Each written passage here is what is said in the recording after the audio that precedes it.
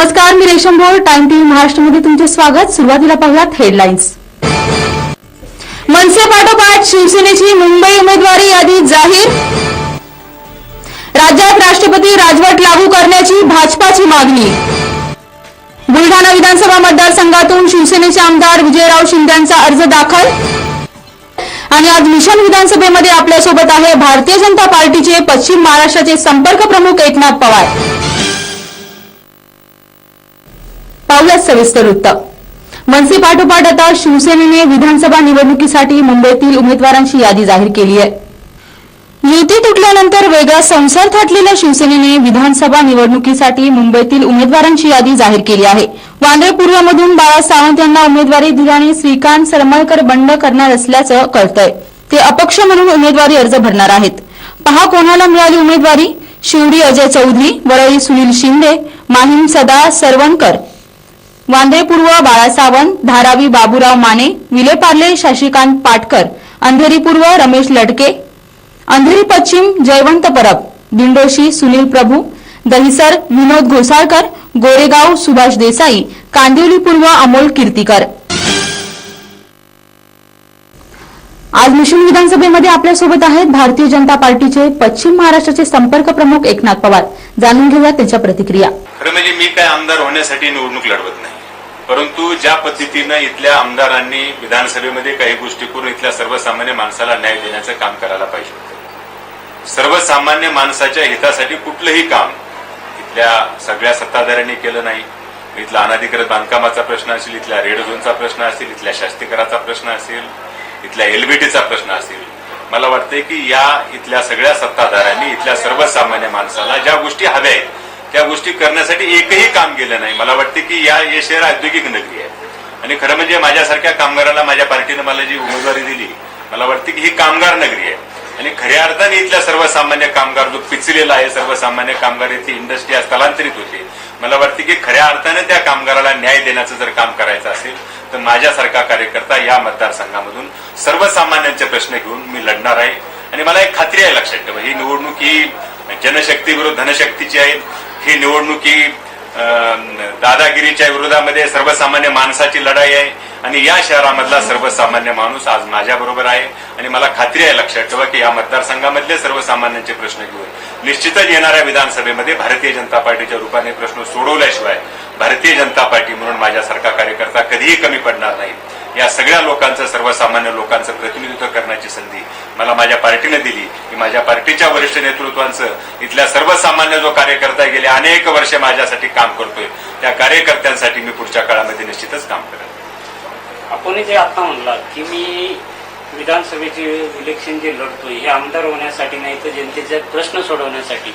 जर जनतेने ठरवलंच आपल्याला आमदार करायचं तर आपण ते आमदार की नाकारणार आहात का? 100% परिस्थिती आहे की जनतेने मला जेव्हा पार्टीने माझ्यावर विश्वास दिला, विधानसभेची उमेदवारी दिली, मला वाटते की येणाऱ्या 15 तारखेच्या निवडणुकीच्या मधून 19 तारखेला मी विधानसभेमध्ये भारतीय जनता पार्टीचा आमदार म्हणून असेल. मला वाटते की मी आमदार म्हणून राहण्यापेक्षा आम सेवक म्हणून, सर्वसामान्य माणसाचा आम सेवक म्हणून मी विधानसभेमध्ये निवडून आल्यानंतर काम करणार आहे. मनसेची विधानसभा निवडणूक उमेदवारांची पहिली यादी जाहीर झाली आहे. या यादीमध्ये महाराष्ट्रातील 153 उमेदवारांची घोषणा करण्यात आली आहे. राज ठाकरे यांच्या महाराष्ट्र नवनिर्माण सेनेने विधानसभा 2014 निवडणुकीच्या उमेदवारांची पहिली यादी जाहीर केली आहे. बुलढाणा जिल्ह्यातील बुलढाणा मतदारसंघासाठी संजय गायकवाड, चिखली मतदारसंघासाठी विनोद खरपाच, सिंदखेड राजा मतदारसंघासाठी विनोद वाघ, जळगाव मतदारसंघासाठी गजानन वाघ यांची उमेदवारी जाहीर करण्यात आली. अकोला जिल्ह्यातील मतदारसंघासाठी प्रदीप गावडे, अकोला पश्चिम पंकज कांबळे, मूर्तिजापूर रामा कांबळे यांची उमेदवारी जाहीर करण्यात आली आहे. राज्य सरकार अल्पमतात आल्यामुळे आता राज्यात राष्ट्रपती राजवट लागू करा अशी मागणी भाजपाने केली आहे. विधानसभेचे विरोधी पक्षनेते एकनाथ खडसे यांनी या मागणीसाठी राज्यपाल के विद्यासागर राव यांची भेट घेतली. महाराष्ट्राची वाटचाल राष्ट्रपती राजवटीच्या दिशेने होते. आज संध्याकाळी राष्ट्रपती राजवट लागू होण्याची शक्यता आहे. निवडणुका राष्ट्रपती राजवटीखाली होतील अशी शक्यता आहे. दरम्यान मुख्यमंत्री पृथ्वीराज चव्हाण यांनी राज्यपालाची भेट घेतली. राज्यात राष्ट्रपती राजवट लागू करण्याची मागणी आता भाजपाकडून करण्यात आली आहे. भाजपाचे नेते एकनाथ खडसे यांनी ही मागणी केली आहे.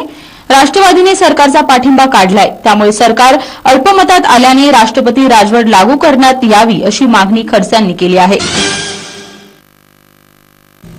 बुलढाणा शिवसेनेचे आमदार विजयराज शिंदे यांनी बुलढाणा विधानसभा मतदारसंघातून आपला उमेदवारी अर्ज हजारो शिवसैनिकांच्या उपस्थितीत दाखल केलाय. बुलढाणा विधानसभा मतदारसंघातून शिवसेनेचे आमदार विजयराज शिंदे यांनी आज आपला उमेदवारी अर्ज हजारो शिवसैनिकांच्या उपस्थितीत दाखल केलाय.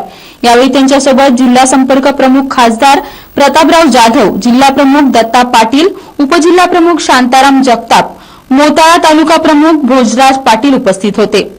उमेदवारी अर्ज दाखल करतावेळी स्थानिक शिवालय ते तहसील कार्यालय येथून रॅली काढत विजयराव शिंदे यांनी आपला अर्ज दाखल केलाय. यावेळी या रॅलीत सर्व कार्यकर्ता महिला हजारो संख्येने उपस्थित होत्या. काँग्रेस राष्ट्रवादीच्या भ्रष्टाचारी व घोटाळेबाज सरकारला सर्वसामान्य जनता कंटाळलेली असून आज सर्वसामान्य जनतेने ठरवून टाकलंय की आघाडी बिघाडीचं हे सरकार कायमचं घालून शिवसेना प्रमुख माननीय बाळासाहेब ठाकरे यांना अपेक्षित असलेली शिवशाही या महाराष्ट्रामध्ये आणण्यासाठी भगवा झेंडा विधानभवनावर फडकवून या विधानसभा मतदारसंघामध्ये जी कामं करण्यासारखी आहेत ती सर्व कामं आतापर्यंत प्रामाणिकपणे 100% करण्याचा प्रयत्न या मतदारसंघात सातत्यानं आम्ही केला. माळशिरस विधानसभा मतदारसंघासाठी शेतकरी संघटनेकडून उत्तम जानकर यांनी आपला उमेदवारी अर्ज मुख्य निवडणूक अधिकारी अमृत नाटेकर यांच्या उपस्थितीत दाखल केलाय. माळशिरस विधानसभेसाठी आज दुपारी 1 वाजता शेतकरी संघटनेकडून उत्तम जानकर यांनी आपला उमेदवारी अर्ज मुख्य निवडणूक अधिकारी अमृत नाटेकर यांच्याकडे भरला. यावेळी त्यांच्या पक्षाच्या पंचायत समिती सभापती रुपाली बेदकुडे, उपसभापती शुभांगी देशमुख, के पाटील आदी कार्यकर्ते उपस्थित होते. आज माळशिरस मतदारसंघातून दिवस अखेर एक अर्ज दाखल झाला आहे. उत्तम जानकर यांनी अर्ज भरल्यानंतर पंचायत समिती माळशिरस या नवीन शासकीय इमारतीत त्यांच्या कार्यकर्त्यांनी आभार प्रदर्शनाचा कार्यक्रम घेतला. तर विरोधी पक्षात शासकीय जागेचा वापर करून आचारसंहितेचा भंग केल्याची चर्चा ऐकू येत होती. आज दुपारी वेळेत आणखी एका उमेदवाराचा अर्ज न भरल्यामुळे निवडणूक अधिकारी यांनी वेळ संपल्यामुळे आपण उद्या वेळेत अर्ज भरण्यास सांगून निवडणूक आयोगाच्या नियमाचे काटेकोर पालन केल्याचे दिसून आले. आज औरंगाबाद जिल्ह्यातील तालुका खुलताबाद आणि गंगापूर येथून सर्जेराव चव्हाण यांनी हजारो कार्यकर्त्यांच्या उपस्थितीत अर्ज दाखल केलाय. यावेळी आमच्या प्रतिनिधींनी त्यांच्याशी संवाद केला. मी आज गंगापूर खुलताबादच्या सर्व जनतेच्या समोर, सर्व जनतेच्या साक्षीने, सर्व जनतेच्या आशीर्वादाने आज सगळ्याच्या समक्ष मी माझा अपक्ष उमेदवारी फॉर्म भरला. माझी पुढील रणनीती अशी असेल की जर जनतेने मला संधी दिली तर मी पूर्ण 5 वर्ष जनतेच्या सेवेसाठी, पूर्ण 5 वर्ष अहोरात्र जनतेच्या कामासाठी माझं पूर्ण 5 वर्ष मी त्यांच्यासाठी समर्पित करेल. गंगापुर खुलताबाद के जनता ने अगर मेरे को सपोर्ट करे तो मेरे एजेंडे में एक सबसे बड़ी बात रहेंगी कि गांव को जो मूलभूत गरजें होती है, लाइट, रास्ता, पानी, ये तो मैं दूंगा. इसके अलावा भी जो कि युवकों की समस्या है, महिला बचत घाटों की समस्या है, मेरे शेतकरी जो सब भाई बहन है उनकी जो सबसे बड़ी समस्या है, अभी पिछले साल में गंगापुर खुलताबाद और अपने पूरे जिले में अकाल पड़ा था. उस टाइम में हमारा खुलताबाद तालुका जो है उसमें आया नहीं. तो ये जो टाइम आता जब मेरे गरीब शेतकरियों के ऊपर, उस टाइम में मैं उनके साथ में रहूंगा. भव्य शक्ती प्रदर्शन करत भूमिती राष्ट्रवादी काँग्रेसचे आमदार राहुल मोटे यांनी तिसऱ्या वेळेस अर्ज दाखल केला आहे. यावेळी भव्य रॅलीचे आयोजन करण्यात आले होते. यावेळी मंचावर पाणीपुरवठा व स्वच्छता मंत्री दिलीप सोपळ, माननीय राहुल मोटे, भूमीच्या अध्यक्षा सो संयोगिता गाडवे, यशस्विनी अभियानाच्या समन्वयक सो वैशालीताई मोडे व राष्ट्रवादीचे पदाधिकारी व कार्यकर्ते बहुसंख्येने उपस्थित होते. यावेळी मान्यवरांच्या भाषणात माननीय राहुल मोटे हेच तिसऱ्यांदा निवडणूक घेऊन हॅट्रिक करतील असा विश्वास व्यक्त करण्यात आला. बुलढाणा विधानसभा मतदारसंघातून मनसेचे जिल्हाध्यक्ष संजय गायकवाड यांनी आपल्या मनसैनिकांसोबत उमेदवारी अर्ज आज दाखल केलाय.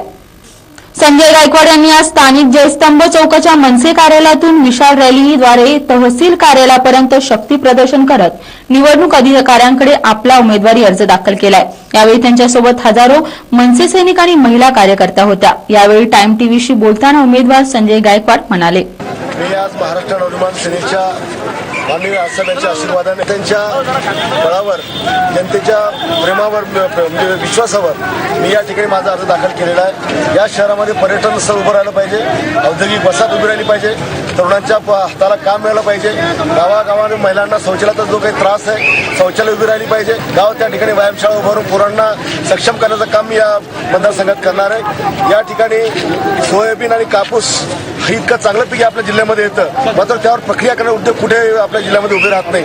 तो आणण्याचा माझा प्रयत्न असेल.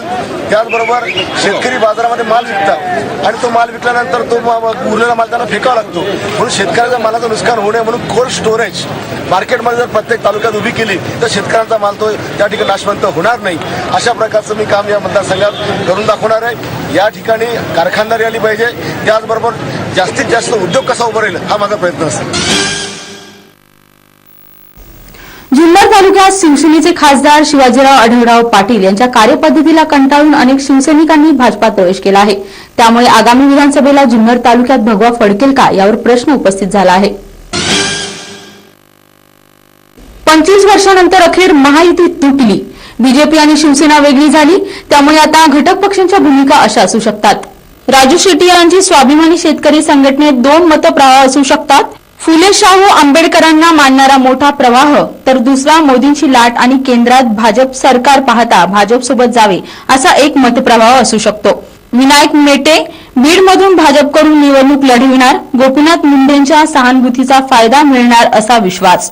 रामदास आठवले आरपीआय समोर दुहेरी पेच आहे. भाजपाच्या कोट्यातून खासदारकी मिळाल्याने भाजपासोबत जावे का? थेट भाजपासोबत गेल्यास दलित मतदार स्वीकारतील का? महादेव जानकर मुंडे कुटुंबांविषयी असलेल्या मैत्रीमुळे महादेव जानकर भाजप गटात राहतील असे वाटते. माळी धनगर वंजारी फॉर्म्युल्यातील एक घटक इतर ओबीसी पक्षाचा पाठिंबा मिळेल अशी आशा. विधानसभा निवडणुकीतील वादविवाद थांबायला तयार नाहीये. विधानसभा निवडणुकीच्या पार्श्वभूमीवर शिवसेनेत पहिली बंडखोरी होण्याची चिन्ह निर्माण झाली आहेत. बुलेटिनमध्ये वेळ झाली इथेच थांबायची. पुन्हा भेटूयात पुढील बातमीपत्रात. तोपर्यंत नमस्कार.